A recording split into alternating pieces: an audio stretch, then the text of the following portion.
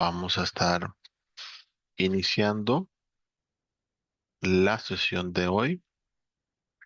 En este caso, vamos a estar viendo para que tengamos claridad de las temáticas, lo relacionado con cómo está organizado el curso virtual y vamos a estar teniendo una sección para mirar lo relacionado con la primera actividad de aprendizaje.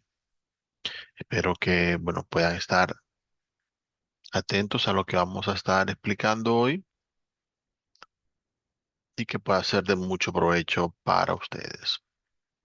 En este caso, voy a empezar explicando algunas generalidades sobre lo que es el curso virtual que vamos a estar teniendo, el cual es el curso Level 1.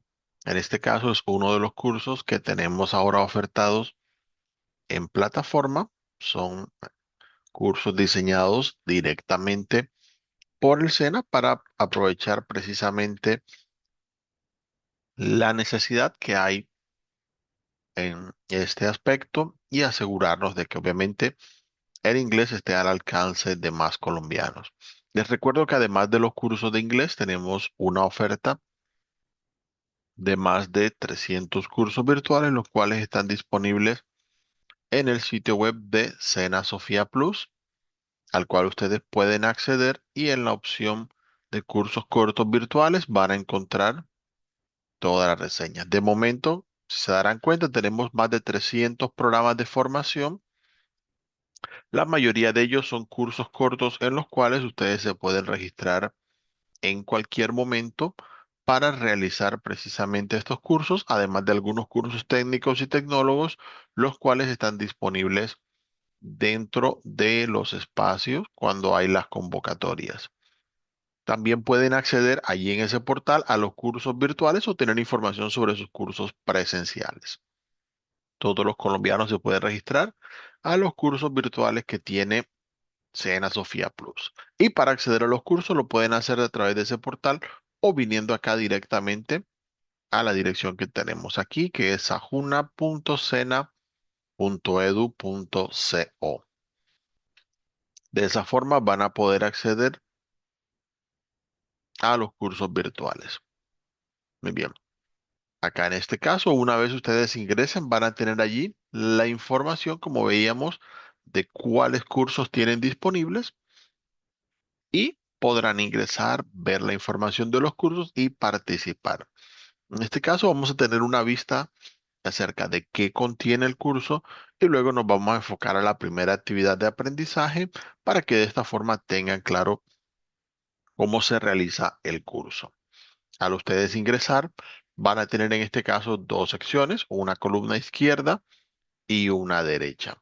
En la izquierda van a poder observar primeramente los eventos que vienen. Estamos apenas iniciando el curso, pero allí les va a salir cuando ya vengan nuevas actividades. Ahorita vamos a estar viendo cómo está organizado el cronograma del curso para que ustedes lo tengan claro. De igual manera, tenemos aquí disponible el panel de navegación. Como el nombre lo indica, el panel nos va a mostrar todos los contenidos del curso y a la derecha vamos a estar viendo las mismas opciones que allí aparecen. Entonces, para tener en cuenta en esta parte, la primera sección que vamos a estar viendo es la de anuncios. En este caso, como apenas estamos iniciando, vamos a tener, pues básicamente, la que tiene la bienvenida al curso, el aviso de esta sesión, pero ya más adelante iremos teniendo anuncios que van a estar publicados allí para indicarles cuando haya el inicio de una actividad, cuando haya algún otro evento dentro del curso y que de esa forma ustedes se vayan enterando de las novedades que vamos teniendo en el curso virtual. Aquí también haciendo clic en el título vamos a poder ver algunos anuncios anteriores aparte de los que aparecen al ingresar al curso virtual. Después de los anuncios aparecen las demás secciones del curso.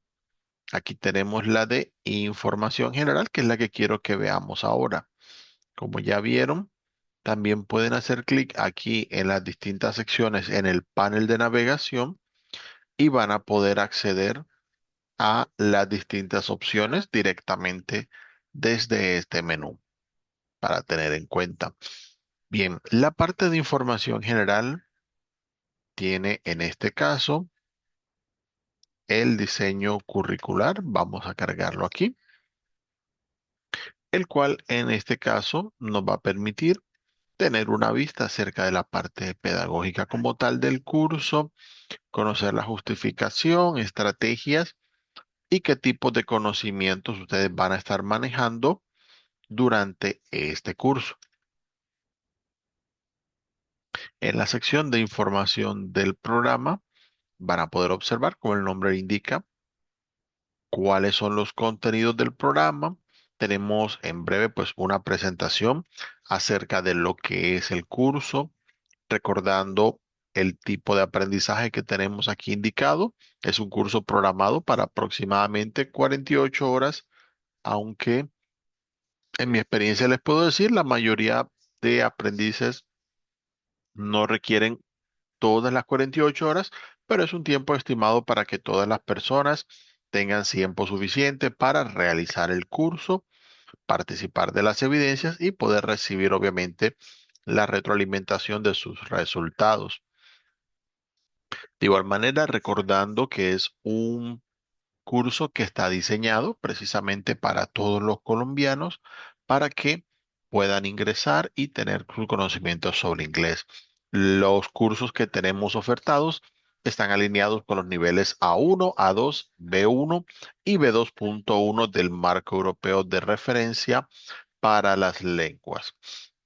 Entonces aquí van a poder ver precisamente la justificación, la estrategia, como les decía, que está aplicada, todo lo que es el uso de las nuevas tecnologías, tener la autonomía de trabajo, ya que ustedes son el centro de su propio aprendizaje y que de esa forma puedan trabajar en línea aprendiendo justamente a su propio ritmo.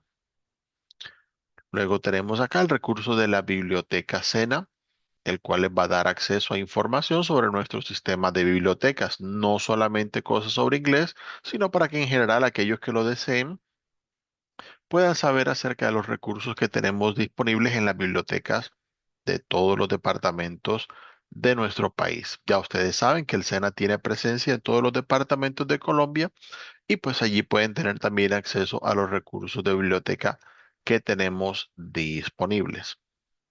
Aparece acá también la sección de documentos de interés para ustedes como estudiantes virtuales. Van a ver algunos enlaces de documentos y videos que les pueden servir para saber cómo funciona el curso.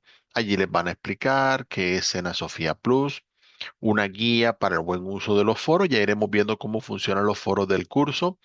Van a ver los reglamentos, los derechos y deberes de ustedes como aprendices virtuales, saber cómo descargar el certificado una vez aprueben el curso y tenemos un manual para aquellos que de pronto quieran ir más a fondo a conocer la plataforma, pero en términos generales, pues lo que estamos viendo en la sesión de hoy les va a servir para explorar nuestro curso virtual. La última sección en información general, ya que hablamos de foros, es precisamente el foro de dudas e inquietudes.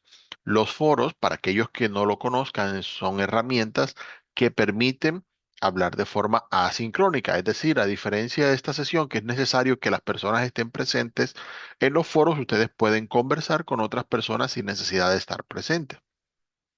Las otras personas pueden estar en otros horarios y pueden participar también de las conversaciones. En este caso, cuando usted tenga una duda, ya que el foro es específicamente para eso, si necesita ayuda sobre un tema del curso, la realización de una evidencia, puede venir aquí, hace clic en añadir un nuevo tema de debate, coloca allí el motivo que tenga para consultar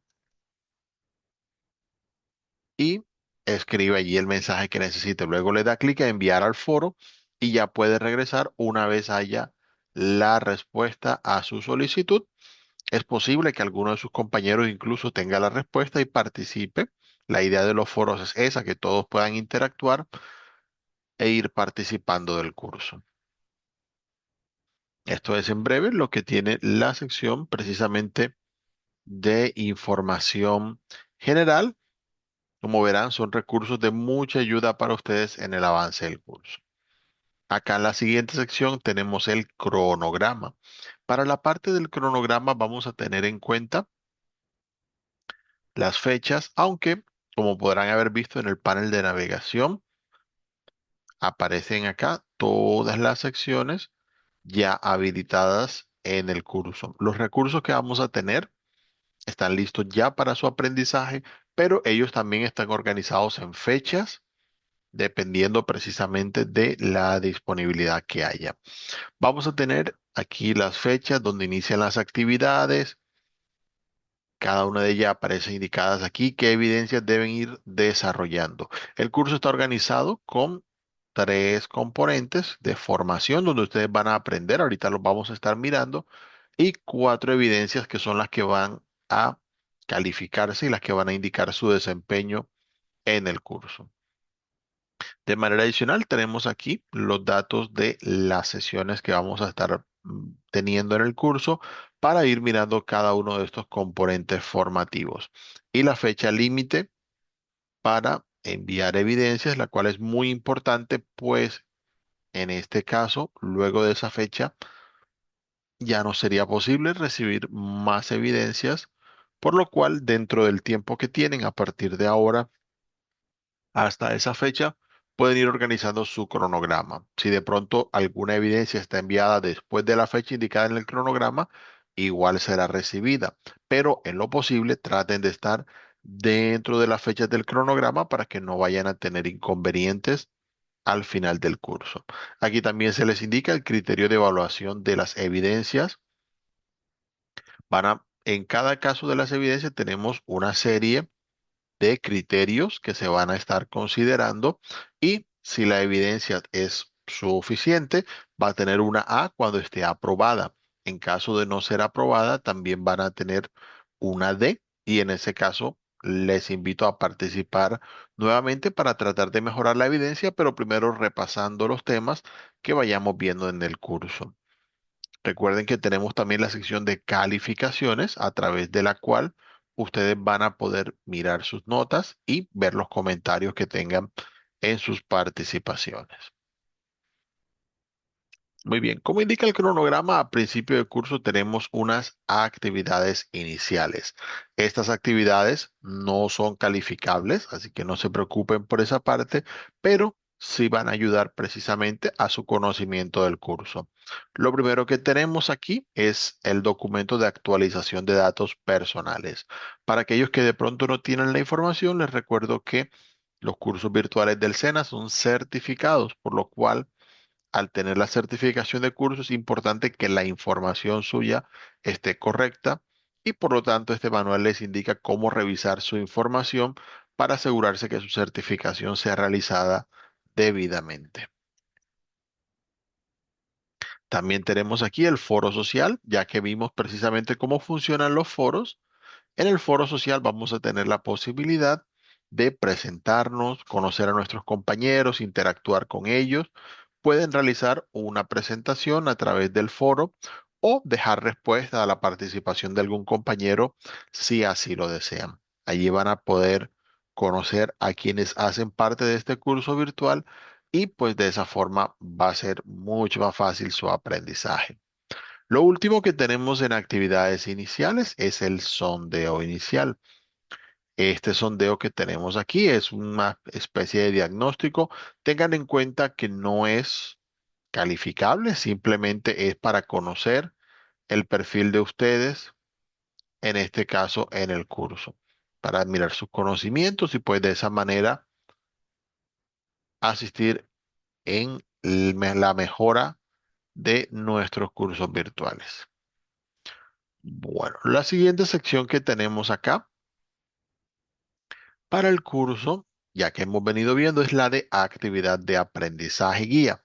Esta sección es muy probablemente la más importante porque aquí, como el nombre lo indica, está todo su aprendizaje. Como les decía, el curso está organizado a través de tres componentes formativos, que es donde están los temas que vamos a ver, y tenemos 4 evidencias para esta actividad de aprendizaje. Estas son las que vamos a realizar. Vamos a ir observando la actividad de aprendizaje. Primero tiene una guía, la cual les recomiendo seguir. En la guía van a encontrar cómo está organizado el curso, qué temáticas tienen y van a poder ver para cada una de las evidencias cuáles son las instrucciones, los pasos a seguir, qué recomendación se dan para sus temas. Así que ténganlo muy presente al momento de participar en el curso. Allí les van a explicar precisamente para cada una de las 4 evidencias del curso cómo lo deben realizar y que de esa manera sea mucho más fácil para ustedes participar a lo largo del curso. En la parte de los componentes formativos, que ahorita la vamos a estar viendo, vamos a dar un vistazo por ahora, así muy general. Aquí van a tener el enlace a las distintas secciones que vamos a estar manejando en el curso. Básicamente van a tener allí unos temas que van a estar viendo y de allí van a poder avanzar a través de su aprendizaje. Muy bien, en la parte de las evidencias, en cada una de ellas van a tener acceso a la opción para realizar, en este caso, vamos a mirar un momentico porque bueno, aquí no me sale como estoy de instructor, pero sí podemos hacer clic en los botones correspondientes al realizar las evidencias.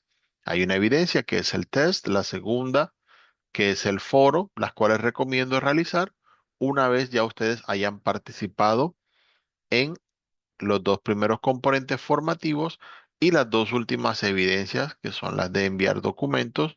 Les invito a participar en ellas una vez ya hayan estudiado todos los componentes formativos. Muy bien, a tener en cuenta esta parte. Entonces, sigamos viendo la organización del curso. Y la última sección que vamos a mirar es la de sesiones en línea. La sección de sesiones en línea, así como la que tenemos hoy acá, les va a tener los enlaces a las sesiones del curso, así como esta que tenemos aquí hoy.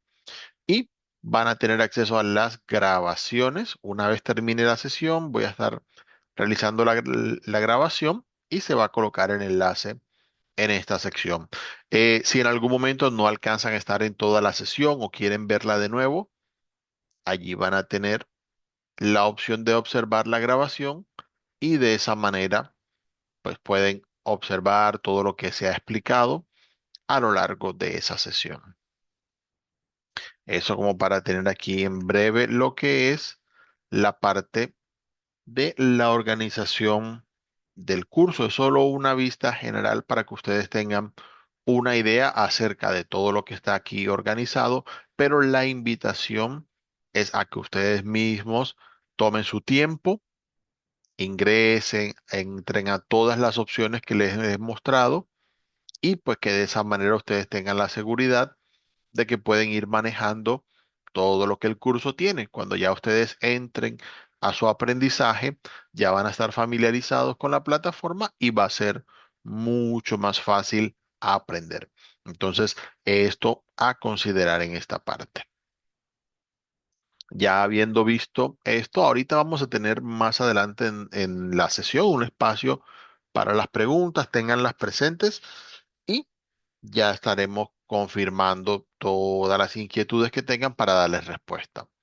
Por ahora vamos a pasar, como les decía, en esta sesión vamos a estar viendo lo relacionado con el primer componente formativo que se llama Hello, it's nice to meet you. Lo que vamos a ver en él, pues va a ser precisamente nuestra primera parte de aprendizaje del curso. Acá lo tenemos organizado. Una vez entremos, vamos a tener un espacio de introducción y 4 secciones que vamos a estar viendo para esta ocasión. En la parte de introducción vamos a tener básicamente un video, el cual les va a dar una explicación acerca de cuáles son los temas y objetivos que va a tener el componente formativo. Les recuerdo, llegados a este punto, que lo que vamos a tener en los componentes formativos no es calificable, ¿ok? No va a afectar sus notas. Ustedes pueden estudiar los componentes formativos todas las veces que lo deseen sin que se vea afectada su nota final. Ya cuando pasemos a las evidencias, es donde en ese caso ustedes van a tener la oportunidad de poner en práctica lo que han venido aprendiendo en el curso y es allí donde van a obtener su calificación. Bien, avanzamos en las secciones para que vayamos viendo lo que tenemos en el curso. Lo primero para esta actividad es lo relacionado con las categorías gramaticales básicas.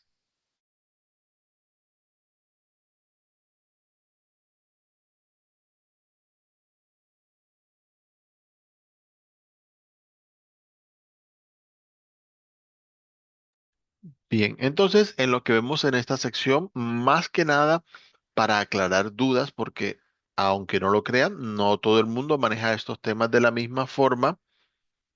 El tener las categorías gramaticales básicas es simplemente hacer un repaso acerca de lo que ya conocemos y compararlo. Una de las cosas que siempre me interesa hacer cuando estoy realizando precisamente mi trabajo como docente es asegurarme de que si una persona estudia un nuevo idioma, tenga la capacidad de conocer cómo es el idioma y que sepa conocer también su propio idioma. Si algo no lo conocemos en un idioma, normalmente nos va a ser más difícil en el otro idioma que estemos intentando aprender. De hecho, los temas más complicados cuando nos enfrentamos a un idioma normalmente suelen ser aquellos que no tenemos como referencia en nuestro idioma. En el caso del idioma inglés, pueden ser, por ejemplo, ciertos tiempos gramaticales, el uso de ciertos verbos que es diferente al español, algunos sonidos incluso, y todo eso debemos adaptarlo. El idioma español también tiene ciertas características que no están presentes en otros idiomas, pero nosotros los tomamos como tal. Y es que no siempre recordamos qué es lo que sabemos y cómo lo sabemos. Un ejemplo que siempre les comparto a los estudiantes es cuando puedo decir, por ejemplo, yo voy con ella, pero no puedo decir ella va con yo, sino que tengo que decir ella va conmigo.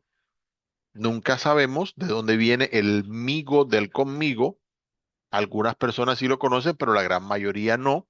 Y es simplemente algo que hemos traído en el idioma por mucho tiempo y que muchas veces no sabemos explicar. Y si nos enfrentamos a cosas similares en otros idiomas en los que puedan cambiar los pronombres dependiendo de la posición, entonces nos va a afectar porque de pronto no conocemos o no recordamos la equivalencia a pesar de que sí sabemos hacer esos cambios. Entonces lo que vamos a ver hoy es una pequeña vista para que ustedes cuando lo estudien recuerden precisamente cómo funciona y que podamos hacer un contraste entre cómo se utilizan estos vocabularios en español y cómo se utilizan en inglés.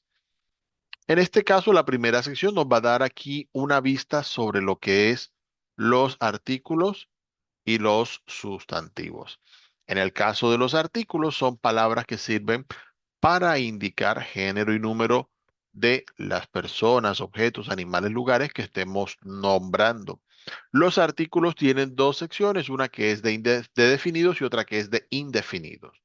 Si yo le digo a una persona, pásame una silla, la persona me va a pasar cualquier silla que tenga disponible. Pero si le digo, pásame la silla, en ese caso la persona lo primero que puede preguntar es, ¿cuál silla? Porque ya estoy hablando específicamente de una. Es allí donde estoy entrando a la parte de lo que son los artículos definidos. En el caso del idioma español, tenemos artículos que son masculinos y tenemos artículos que son femeninos, porque todas las cosas, personas, animales, lugares, son o masculino o femenino. Y de igual manera, los artículos pueden ser singulares o plurales, dependiendo de si hablamos de una cosa o de varias. Esa es la forma en la que funciona en español. Y como decíamos, los artículos determinan a personas, cosas, animales, lugares. Del mismo modo tenemos los sustantivos, que son las palabras que los nombran, que nos dan nombres de personas, nombres de animales, nombres de objetos. Todo eso va incluido en esas categorías. Entonces lo que vamos a estar viendo va a estar centrado en esa parte y vamos a hacer una comparación acerca de lo que vimos en inglés y de lo que vemos en español. Para el caso de los artículos, vamos a ir mirando primeramente la parte de los artículos definidos o, para ser más claro, del artículo definido. En inglés,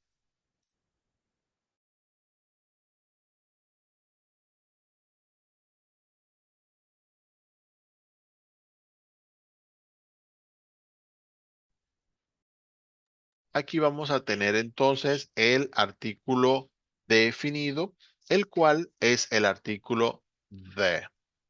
Este artículo es el único artículo definido que se utiliza en inglés. Y al llegar a este caso, vamos a hacer la comparación para saber por qué solamente existe un artículo definido. En el caso del idioma inglés, normalmente lo que nosotros utilizamos como masculino o femenino solamente aplica a personas. Los objetos, los animales, los lugares no son considerados ni masculinos ni femeninos. ¿Ok? Entonces, es por ese motivo que no se requiere como un artículo para diferenciarlo. Entonces, en esta parte, lo que vamos a encontrar es que se utiliza el mismo artículo solo para explicar, así como el ejemplo que le di de la silla, que algo se está pidiendo de forma específica, sea singular o plural. Si yo pido un limón, diré the lemon. Si pido varios limones, diré the lemons. El solo plural de la palabra cuando termina aquí es el que va indicando que necesito unos limones en particular. Y de igual manera, como decimos, la palabra the no varía en género de masculino o femenino, no hace mayor diferencia. The cat puede significar tanto la gata como el gato, y the cats puede significar tanto las gatas como los gatos. Ya dependerá del contexto saber cuál se utiliza en cada caso. Allí van a tener un ejemplo. Les recuerdo, cuando vean estos ejemplos, siempre pueden hacer clic en este icono en forma de parlante para que ustedes sepan cuáles son los contenidos que van a estar viendo. Allí los pueden escuchar, pueden practicar la pronunciación y pues de esa forma van a tener mayor facilidad al utilizar el vocabulario que van viendo. En la parte de los artículos indefinidos, de la misma manera, no hay diferenciación entre masculino y femenino. Y vamos a utilizar dos artículos indefinidos, uno que es a y otro que es am. En este caso, la diferencia entre uno y otro no va por masculino o femenino, como ya dijimos, sino que utilizamos a cuando sigue un sonido de consonante, como a potato, a hotel o a university, que en ese caso la U suena como casi una Y. Y vamos a utilizar am en palabras en las que siga un sonido de vocal, como an onion, an hour, an umbrella, por poner un ejemplo allí. Aquí van a tener algunas referencias, pero como se darán cuenta, todos los ejemplos que hemos mencionado se refieren a solamente una cosa o persona, objeto. Cuando vamos a buscar el plural de este caso, no hay como tal un artículo plural, sino que normalmente se utiliza la palabra some. Some significa algunos, algunas, aunque también en este caso pues significa unos o unas, según como venga el caso. No, voy a buscar unas papas. I will look for some potatoes. Así aparece especificado en esa parte. El inglés es un poquito más sencillo, entonces como ven en términos de artículos, A veces puede ser complicado cuando nos enfrentamos a eso, pero no tenemos que estar pensando de pronto en tanta diferenciación. Las palabras en inglés, a menos que la palabra sea de por sí masculina o femenina, normalmente son palabras que no cambian por hacer la diferencia entre masculino o femenino. ¿Ok? Para tener en cuenta en esa parte. En cuanto a los sustantivos, recordar, pues básicamente, ya ustedes lo irán repasando, lo que es la parte de la referencia a indicar, sea en general a personas, animales, lugares, objetos, o a uno o varios en específico que ustedes necesiten referir. Entonces aquí van a tener algunos ejemplos de los sustantivos que son comunes, como puede ser, por ejemplo, man, para decir hombre, puede ser cualquier hombre. Cat, que puede ser cualquier gato o gata que haya. City, que puede ser cualquier ciudad.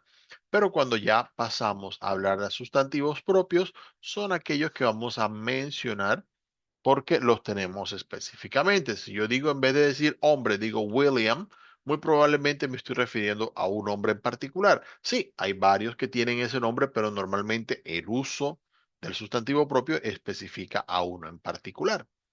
Lo mismo si tengo un gato que se llama Max, estoy refiriéndome a ese gato en particular.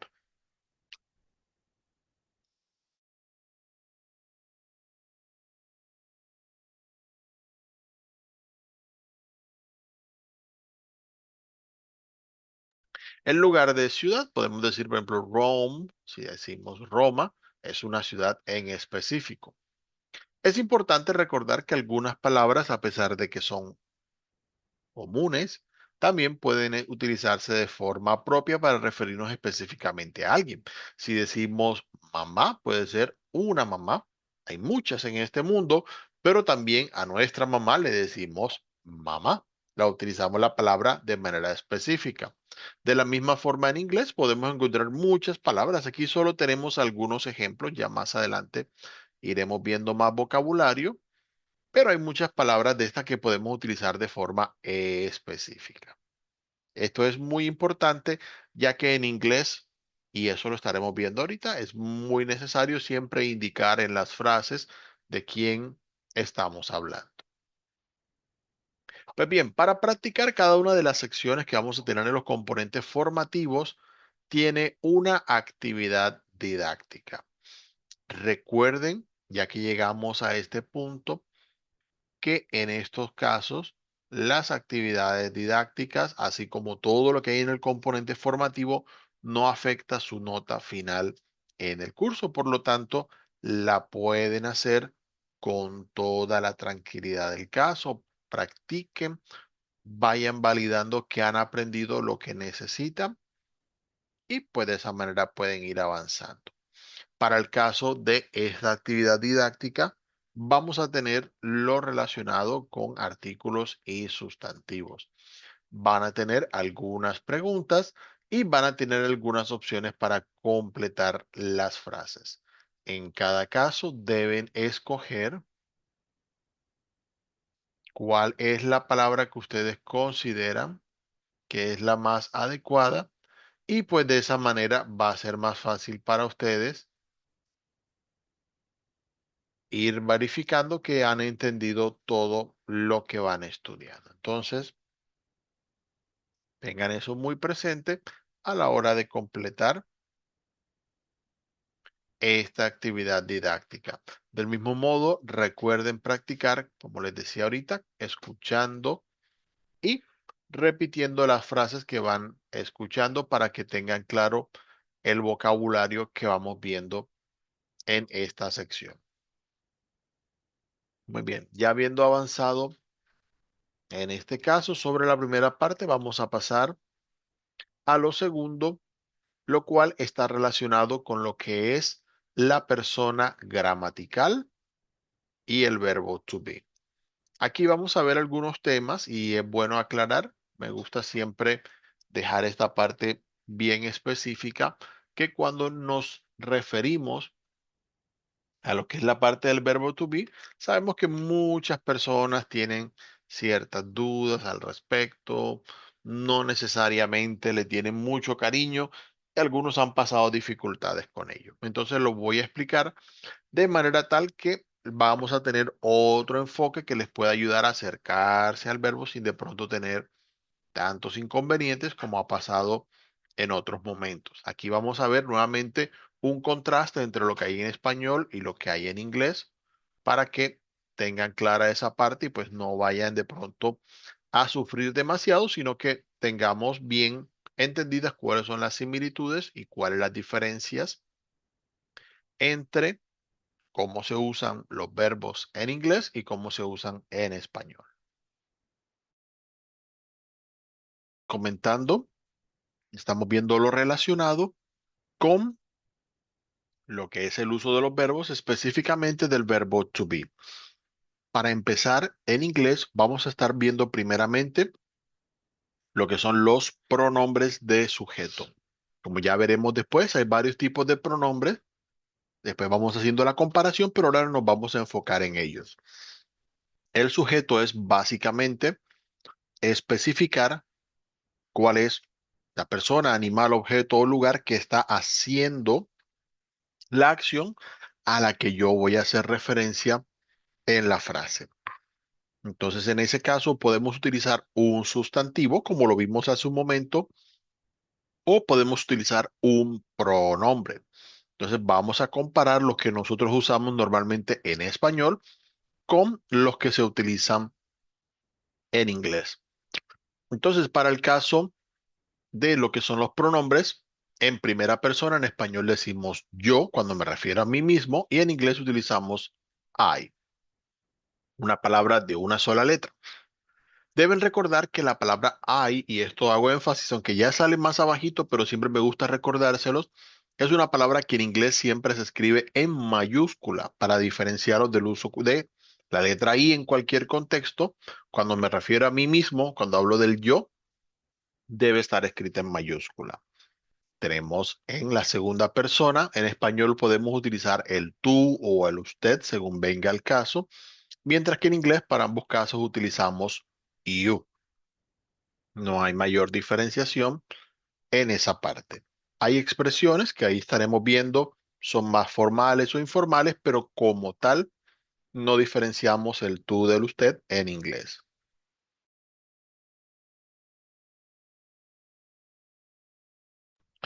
En el caso de lo que es la tercera persona, y aquí hago mucho énfasis porque he visto muchas personas que se confunden cuando le dicen, no, que los verbos que en tercera persona, esto y aquello. Como venimos viendo aquí, cuando yo hablo, yo soy la primera persona. Cuando usted me escucha, usted es la segunda persona. Pero cuando me refiero a algo o a alguien que no está en la conversación, que lo debo mencionar por su nombre, entonces debe ser una tercera persona. Para ese caso existen tres pronombres de tercera persona en inglés, a diferencia de español que tiene dos. En este caso, el primero es he, que se traduce como él, y she, que se traduce como ella, que se utilizan para personas, sean masculinas o femeninas. El tercer pronombre que vamos a encontrar es it. It normalmente le ponen como eso la traducción, pero recuerden que it puede ser, dependiendo de lo que usemos en español, masculino o femenino.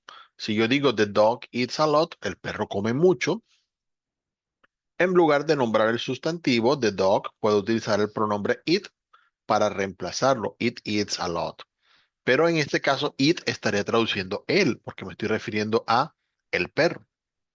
Si en lugar del perro fuera la gata, entonces it se traduciría como ella para ese caso. Entonces debemos tener claro eso. It puede ser utilizado en ambos casos porque it se utiliza para todos los animales, objetos y lugares a considerar en esa parte. ¿Ok? Ya que hemos visto lo singular, tenemos también los pronombres en plural. Tenemos we, que traduce nosotros o nosotras, si llega a ser el caso. En segunda persona de plural tenemos you, que traduce ustedes. Sí, también utilizamos el you para plural, ya en contexto, si hay palabras que hablan En plural es donde vamos a tener la especificación acerca de cómo utilizarlos. Y el caso del they, pues puede traducir ellos o ellas según cómo sea el contexto nuevamente. Como se dan cuenta en inglés, como las palabras de masculino o femenino normalmente se utilizan para personas y se suelen diferenciar con el nombre o característica, no hay como tanto énfasis a que el resto de palabras deba sí o sí especificar el masculino o el femenino. Entonces, eso para que lo tengan allí presente. Igual aquí van a tener las notitas de lo que les acabo de especificar. Recordar, el sujeto I va siempre en mayúscula. Recordando que el you también significa tú, usted y ustedes. Aquí aparece todo esto. Tenemos el uso del it para que vayan reforzando. Hay otros ejemplos que nos van a recordar justamente ese uso de it como lo hemos visto. El they, a diferencia de it, no tiene problema de que si es masculino, femenino, neutro, no pasa nada. Se utiliza para todos los casos, incluido para personas. Y un detalle muy importante es que cuando estamos, en este caso, trabajando con las frases en inglés, el sujeto siempre debe estar presente. No pueden omitir el sujeto en las frases. Miremos el ejemplo que aparece aquí. Yo digo, yo como pizza todas las noches, pero el yo es opcional. Si digo solamente, sí, como pizza todas las noches, no necesariamente debo decir yo, porque con el verbo, la forma que tiene, y ahorita vamos a ver un poquito más de eso, el uso del verbo me indica a quién estoy haciendo referencia, en ese caso a mí mismo, si digo como pizza todas las noches. Pero en inglés no hay esa diferenciación, por lo cual es requisito que se coloque un sustantivo o un pronombre que indique el sujeto, que me indique quién está haciendo la acción. Así que muy pendientes a esa parte con lo que vamos a venir viendo, ya que vamos a estar haciendo una observación acerca del uso específico del verbo to be.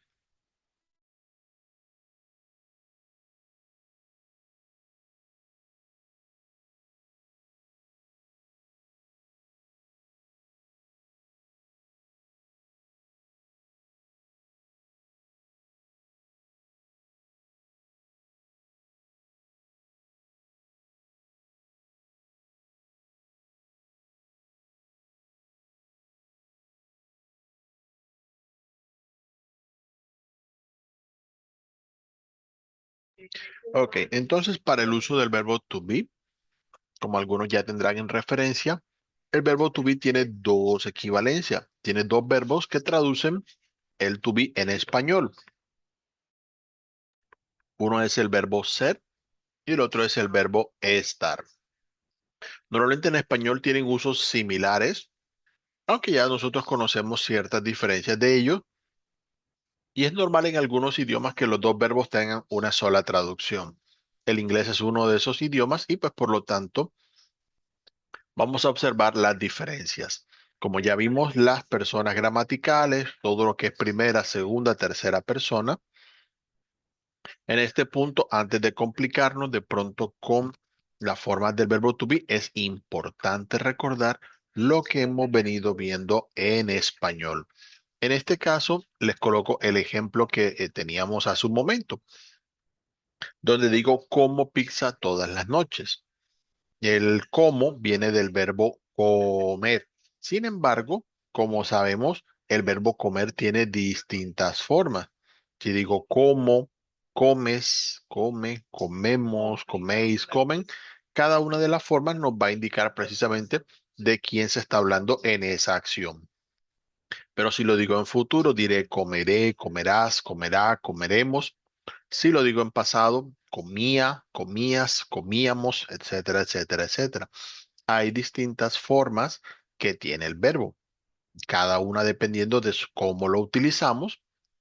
Vamos a tener docenas de formas en la que el verbo cambia dependiendo de quién estamos hablando. Pero en inglés normalmente eso no ocurre con la mayoría de los casos.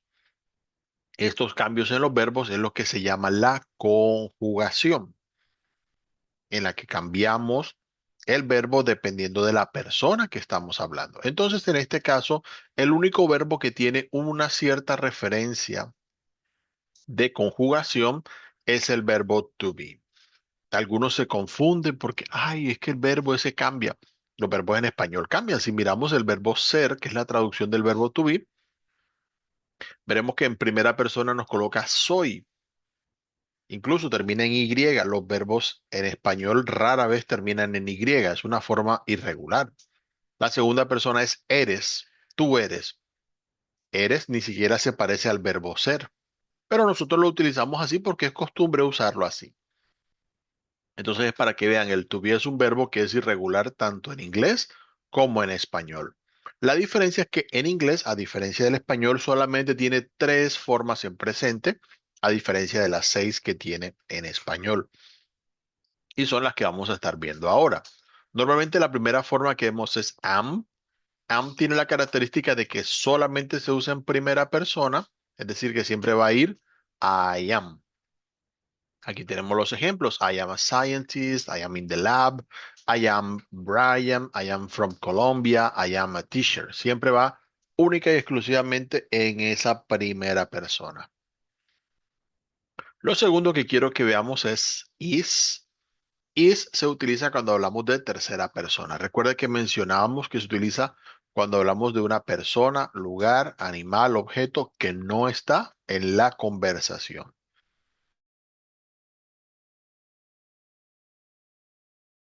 Entonces, para estos pronombres o los sustantivos correspondientes, vamos a utilizar is para referirnos a eso que solamente sea uno, un animal, una persona, un objeto que no está en la conversación, que no es con quien estamos hablando.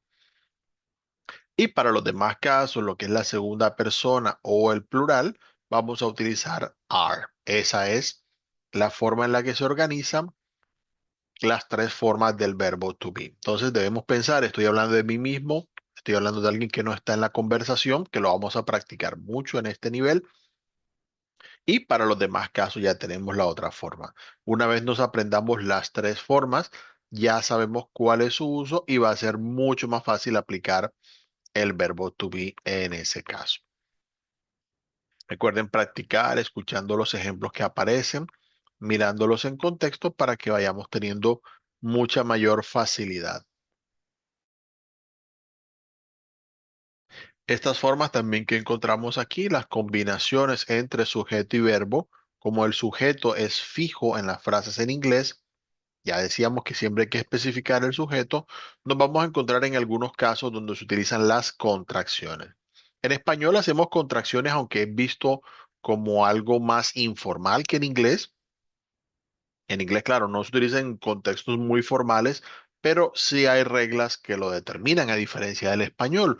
Por ejemplo, en español no decimos para qué, sino que decimos pa' qué. Simplemente es más corto, hace lo mismo. En inglés también tenemos esos detalles que a veces nos marcan las contracciones.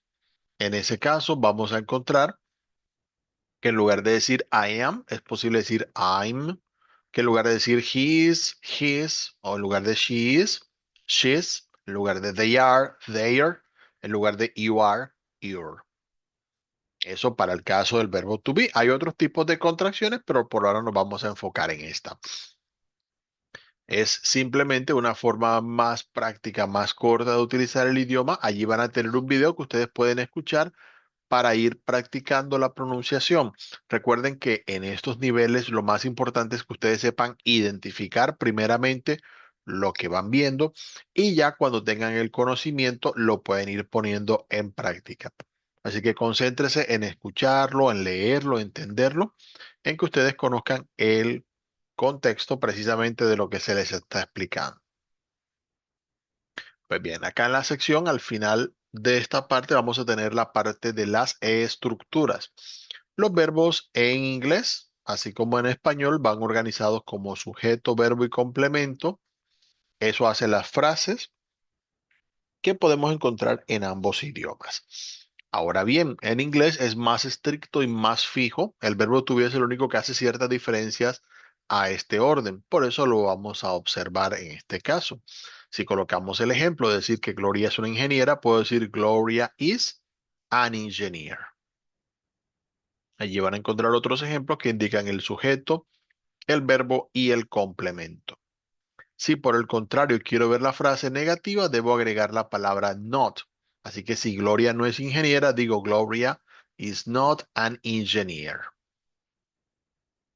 Pero si lo que quiero hacer es una pregunta, en este caso únicamente para el verbo to be, vamos a colocarlo iniciando la frase. Eso también lo hacemos en español, aunque ya no es tan común. ¿Es Gloria ingeniera? Normalmente en español trabajamos más con la entonación, pero sí es posible que encontremos ese cambio. Entonces, para tener en cuenta en esa parte, ya tenemos aquí la forma en la que se utiliza. Normalmente, si la frase empieza por is o por are, significa que estoy ante una pregunta, me están consultando algo y me debo preparar para responder según lo que me vayan a preguntar. Para esta sección también tenemos una actividad didáctica, en la cual vamos a estar viendo aquí. Van a tener algunas frases en las que van a escuchar palabras del vocabulario que acabamos de ver. Le van a ir haciendo clic a cada uno de los parlanticos y luego van a escribir la palabra que falta según lo que vayan escuchando. Muy bien, pasamos a la siguiente sección que tenemos acá, que es la de Greetings and Farewells. Va a tener la parte de los saludos y despedidas.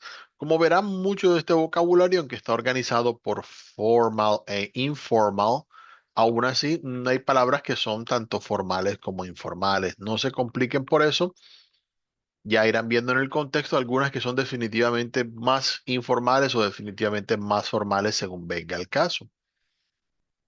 Normalmente como saludo estándar, pues podemos tener hello, tenemos good morning si es buenos días, good afternoon si es buenas tardes, good evening si es buenas noches. Aunque esos también se pueden utilizar en contextos informales. Ya más formal, it's an honor to meet you. Es un honor conocerle. How do you do? Para preguntarle cómo le va o how are you doing. Tenemos nice to meet you cuando es un gusto conocerle. Puede decirse también it's nice to meet you. En ese caso se valen ambas formas. What are you doing? Para preguntar a la persona qué está haciendo. Good to see you, qué bueno verle. How are you? Que es estándar para cualquiera de las dos secciones. Informal, si vamos a encontrar hi, es mucho más informal. Howdy, que se utiliza en algunas regiones de Estados Unidos. What's up? De ahí viene el nombre de la aplicación, por cierto. ¿Qué pasa? ¿Qué hay? What's going on? ¿Qué ha pasado? How are you? Miren que aquí aparece en ambas secciones, como les decía. What's new? Para preguntar qué hay de nuevo. Long time no see. Eso sí se usa mucho. Tiempo sin verte. How's life? ¿Cómo va la vida? How's everything? Para saber cómo va todo. Podemos saludar solamente con hey. Eso también lo hacemos en muchos países de habla hispana. Y how are things? Para preguntar cómo están las cosas. En las despedidas también nos vamos a encontrar expresiones que son muy intercambiables. Podemos utilizar el adiós, por ejemplo, goodbye, o puede ser simplemente bye o a veces bye bye. Farewell, que es la palabra que traduce literalmente despedida, es bastante formal. No se usa así como de forma verbal hasta donde recuerdo. Podemos decir good night, por ejemplo, o good day, take care, para que se cuiden. Esta es escrita definitivamente, nunca la escucha uno. I look forward to seeing you again, que es más para las cartas, mensajes, esperando verle de nuevo. It was nice to see you, fue muy bueno verle. It was nice to meet you, fue bueno conocerle. Have a good day, que tenga buen día, o have a great day, que tenga un grandioso día. Esas son como para cierre allí de conversaciones más formales. En lo informal, aparte de bye y bye bye, que ya lo veíamos, tenemos see ya, que es nos vemos. Puede ser see you later, si nos vemos más tarde, see you on Monday, nos vemos el lunes, etcétera. Podemos combinar allí según se necesite. Talk to you later, nos hablamos luego. See you again soon, nos vemos pronto. Catch you later. que es parecido a nos pillamos en español, bastante informal. Have a good one, que es también una versión de que tenga buen día. I'm off, si ya me voy. O I've gotta go, si me tengo que ir. Son expresiones que ya van en el contexto de la confianza donde las podemos tener. Si van observando las expresiones, vamos a encontrar dos de ellas que estuvimos viendo que puedes traducir buenas noches, que son good night y good evening. Evening en inglés se refiere al tiempo entre el atardecer y el momento en que nos vamos a acostar, mientras que night se refiere a la noche, el tiempo en el que dormimos. Entonces, evening se suele usar para saludar cuando llegamos temprano a un lugar y good night como para despedirnos. Es por eso que hay una diferencia en esa parte. Aquí también nos explican otra contracción que acabamos de ver, que es la del got to, que se utiliza como gotta. Gotta go significa debo irme o tengo que irme. Habiendo visto ya estas expresiones, vamos a tener una práctica de vocabulario con algunas frases. La actividad didáctica en este caso es simplemente tomar las palabras que aparecen aquí, las vamos a arrastrar, sea con el mouse o con el dedito, si la estamos haciendo en el celular, y vamos a llevar la palabra hasta donde consideramos que deba ir para completar estas frases. Bien, avanzamos acá hacia la cuarta sección, que es la de vocabulario, donde ustedes van a poder practicar lo que vienen aprendiendo. La primera sección que tienen acá, que ustedes van a escuchar, es la del alfabeto. Les recomiendo mucho practicar en esta sección lo relacionado con las vocales A, E, I, O, U. Escúchenlas cuando lo estén practicando, ya que en inglés solemos tener dos o tres formas, dependiendo de la vocal, para pronunciarlas. Y como son sonidos que muchas veces no tenemos, es bueno que nos acostumbremos a ellos. Para simplificar la cuestión, normalmente las vocales en las palabras, para aquellos que les ha costado, a veces se pronuncian así como las acabo de decir o a veces se pronuncian como las decimos en español. Entonces es bueno que ustedes tengan como la referencia de ambos casos. Por eso van a tener aquí sonidos para practicar. Miren que aquí tienen los parlanticos para escuchar las vocales, cuando se pronuncian más cortas o más largas. Puede ser corta como en apple o larga como en car. La E puede ser corta como en jet o larga como en sheep.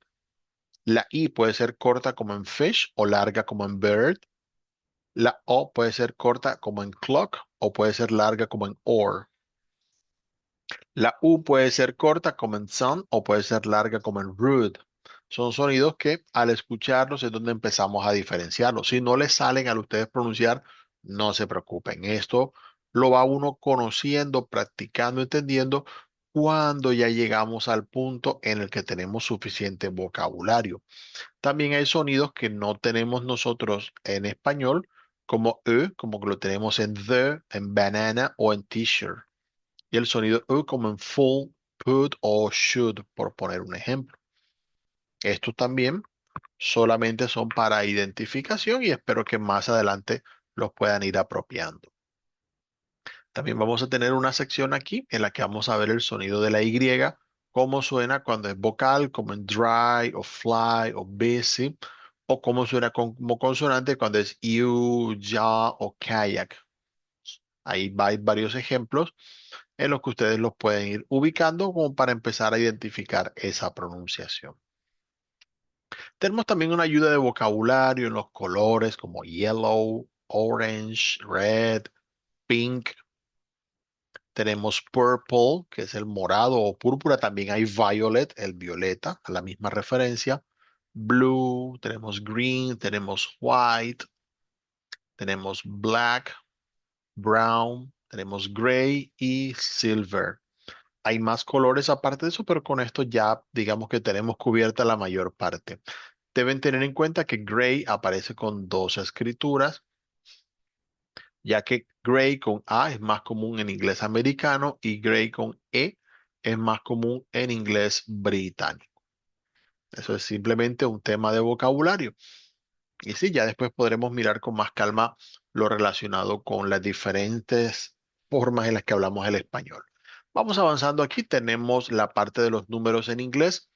Les recuerdo, aquí vamos a tener los números del 1 al 10, bueno, del 0 al 10. 0, 1, 2, 3, 4, 5, 6, 7, 8, 9, 10. Aquí están para practicar. Escúchenlos cada uno, practiquen la pronunciación y aquí al final tienen para escucharlos todos juntos. No vamos a utilizar demasiados números por arriba de los del 10, más que nada para conocerlos primero y de pronto como para dar la edad, algo por el estilo, así que no se preocupen. En inglés, y esto es bueno que lo recuerden, cuando vayan a dar números de teléfono o de direcciones, normalmente se dan dígito por dígito, así que no es algo tan grave si de pronto de momento solo maneja los números del 1 al 10, así que no se preocupen por esa parte. Tenemos acá los números del 11 al 19, desde 11 y 12 hasta 19. Ahí están también pronunciados. Y tenemos las decenas para conocerlas: 20, 30, 40, 50, 60, 70, 80, 90. Al pronunciar, recuerden las diferencias. Esta sección la pueden practicar como para tener en cuenta las decenas en inglés. Simplemente unimos la palabra que da las decenas con la palabra que da la unidad. No hay que cambiarla como cuando decimos 21, tenemos que cambiar el 20 por 20. No hace falta en inglés hacer esos cambios. Al pronunciar, y eso también lo pueden practicar cuando ya estén ustedes entrando en el material, recuerden escuchar las diferencias entre los números, en especial cuando hacemos la entonación de las palabras. Si decimos 14 es 14, pero si decimos 40 es 40. Si decimos 15, 15, pero si decimos 50, 50. Esas diferencias de entonación, al identificarlas, nos van a facilitar entender cuando escuchemos las palabras. También les van a explicar las centenas, el uso del hundred en ese caso, con ejemplos que pueden servir para aplicar. La verdadera de las centenas es relativamente fácil porque, a diferencia de español, los números no cambian con las centenas. Nosotros en español decimos 200, 300, 400, pero no podemos decir 500. En inglés sí se utiliza más parecido. La última actividad didáctica de este material nos va a mostrar en este caso algunas palabras que vamos a escuchar. Luego que escuchemos el audio que aparece aquí, vamos a escribir la palabra del vocabulario que venimos viendo para completar y ya saben, siempre hacerle clic a verificar al final para asegurarnos de que tengamos lo que se necesita en ese caso. Pues bien, ya que hemos visto esa parte, vamos a estar viendo entonces lo que se relaciona con el resto de esta actividad. Ya una vez estudiado el componente formativo, vamos a tener entonces la posibilidad de realizar la evidencia. ¿Ok? Para que recuerden esa sección. Entonces, aquí en la parte del componente formativo que ya estudiamos, una vez estudiada, podemos ingresar a la evidencia test. El test básicamente les va a dar algunas preguntas que van relacionadas con el conocimiento que ustedes van adquiriendo en esa parte. Van a tener algunas preguntas donde van a escuchar un audio. Tómense su tiempo para realizarlo y seleccionar en cada caso la respuesta de acuerdo a lo que vamos escuchando en cada sección. Vamos a tener también un ejercicio sobre el uso de los artículos, parecido a lo que hicimos en el componente formativo. Aquí tenemos algunas palabras de vocabulario que vamos a organizar. En esta ocasión vamos a tener un texto, va relacionado con muchas de las cosas que hemos visto. Una persona que se está presentando, habla mucho en primera persona y vamos a seleccionar algunas partes para completar las frases que allí aparecen. En la sección 5 vamos a tener algunas palabras que vamos escuchando y debemos ir escribiendo cuáles palabras estamos escuchando, similar a la última actividad que acabamos de hacer en el componente formativo. Eso como para que tengan allí presente. La recomendación, como les he venido diciendo, es de realizar las evidencias que aparecen aquí únicamente cuando ya hayan estudiado los componentes. El test recomendado hacerlo cuando ya hayan estudiado el primer componente, el foro luego del segundo y las evidencias de rutina diaria y video presentación cuando ya tengan todos los componentes estudiados. Eso como para hacer referencia al avance que vamos a tener en el curso virtual.